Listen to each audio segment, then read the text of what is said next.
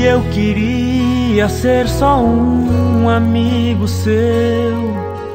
Nunca tive segunda intenção. Respeito seus pais como se fossem os meus, e sou o melhor amigo do seu irmão. Mas o amor chegou e invadiu meu coração, ignorando todas as evidências. Foi inútil eu tentar fugir e dizer não. O amor não mede as consequências. Acho um absurdo que isso possa acontecer, mas confesso que eu não vi a hora. Eu também estou apaixonada por você, mas não sei o que eu te digo agora. Muda o convívio da família entre nós, muda a intimidade e os costumes.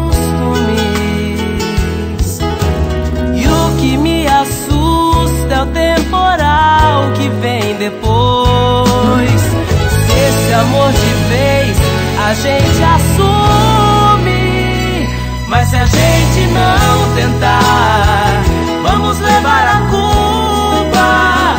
O coração acusa nosso medo de lutar, mas se a gente não tentar, a solidão invade. Nossa felicidade vai parar em outro lugar.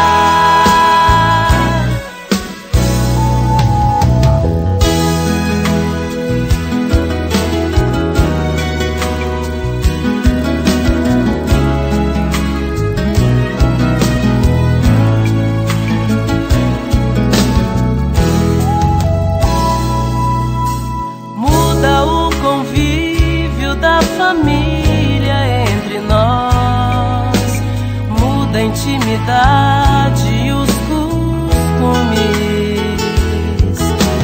E o que me assusta é o temporal que vem depois.